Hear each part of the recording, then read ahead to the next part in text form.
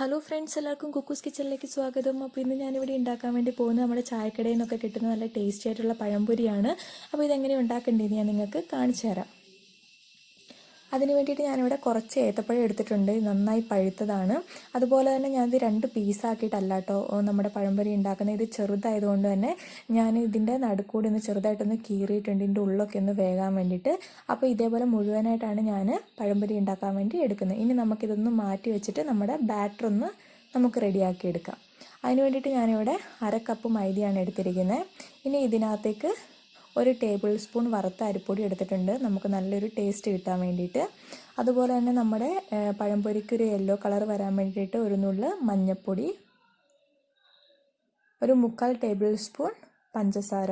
അപ്പോൾ നമ്മുടെ മധുരം ഒന്ന് ബാലൻസ് ചെയ്ത് നിൽക്കാൻ വേണ്ടിയിട്ട് നമുക്കിതിനകത്തേക്ക് ഒരു നുള്ള് ഉപ്പിട്ട് കൊടുക്കാം. ഇനി നമുക്കിതൊരു സ്പൂൺ ഉപയോഗിച്ച് നന്നായിട്ടൊന്ന് മിക്സ് ചെയ്ത് കൊടുക്കുക. പഞ്ചസാരയും ഉപ്പും മഞ്ഞൾപ്പൊടിയൊക്കെ ഒന്ന് എല്ലായിടത്തേക്കൊന്ന് സ്പ്രെഡ് ആകാൻ വേണ്ടിയിട്ട് ഇതുപോലെ നന്നായിട്ടൊന്ന് മിക്സ് ചെയ്ത് കൊടുക്കുക. അപ്പോൾ ഞാനിവിടെ നന്നായിട്ട് മിക്സ് ചെയ്തിട്ടുണ്ട്. ഇനി നമുക്ക് ഇതിനകത്തേക്ക് വെള്ളം ഒഴിച്ച് കൊടുക്കാം. അപ്പം വെള്ളം ഒഴിക്കുമ്പോൾ ശ്രദ്ധിക്കേണ്ട കാര്യം, കുറേശ്ശെ വെള്ളം ഒഴിച്ച് കൊടുക്കണം. ഒരുപാട് ലൂസായി പോയിട്ടുണ്ടെങ്കിൽ നമ്മൾ ഉണ്ടാക്കുന്ന പഴംപൊരി ശരിയാകത്തില്ല കേട്ടോ. അപ്പം ഇത് നമുക്ക് വേണ്ട കുറച്ച് തിക്കായിട്ടുള്ള ബാറ്ററാണ് നമുക്കിതിന് ആവശ്യമുള്ളത് കേട്ടോ. അപ്പോൾ ഇതുപോലെയാണ് നമുക്ക് കിട്ടേണ്ടത്. അപ്പോൾ ഒരു ഫോർക്ക് ഉപയോഗിച്ചിട്ട് നന്നായിട്ടത് ബീറ്റ് ചെയ്തെടുക്കുക. അപ്പോൾ കട്ടകളൊന്നും ഇല്ലാണ്ട് വേണം നമുക്കിതൊന്ന് കിട്ടാൻ വേണ്ടിയിട്ട്.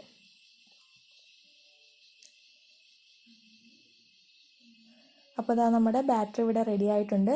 നമുക്കിനി ഇതൊരു 15 മിനിറ്റ് ഒന്ന് മാറ്റി വെക്കാം, ഒന്ന് സെറ്റാകാൻ വേണ്ടിയിട്ട്.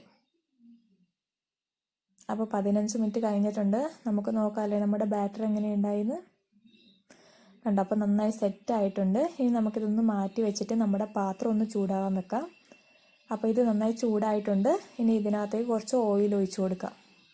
അപ്പോൾ ഞാനിവിടെ യൂസ് ചെയ്തേക്കുന്നത് സൺഫ്ലവർ ഓയിലാണ് കേട്ടോ.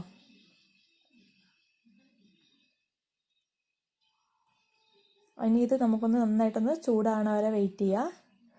അപ്പം നമ്മൾ കട്ട് ചെയ്ത് വെച്ചിരിക്കുന്ന നമ്മുടെ പഴം ഈ ബാറ്ററിലേക്ക് നന്നായിട്ടൊന്ന് മുക്കി കൊടുക്കുക. അപ്പോൾ നമ്മുടെ എണ്ണ നന്നായി ചൂടായിട്ടുണ്ട്. ഇനി ഇതിനകത്തേക്ക് ഓരോന്നായിട്ട് ഇട്ട് കൊടുക്കുക.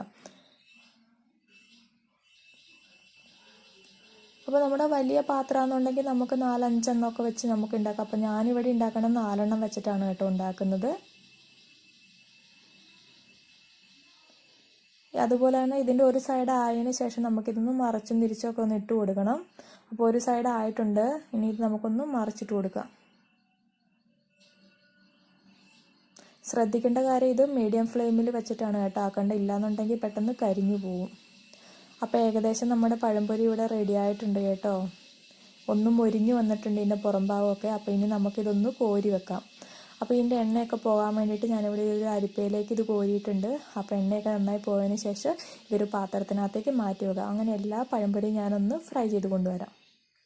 അപ്പോൾ നമ്മുടെ പഴംപൊരി ഇവിടെ എല്ലാം റെഡിയാക്കിയിട്ടുണ്ട് ഞാൻ.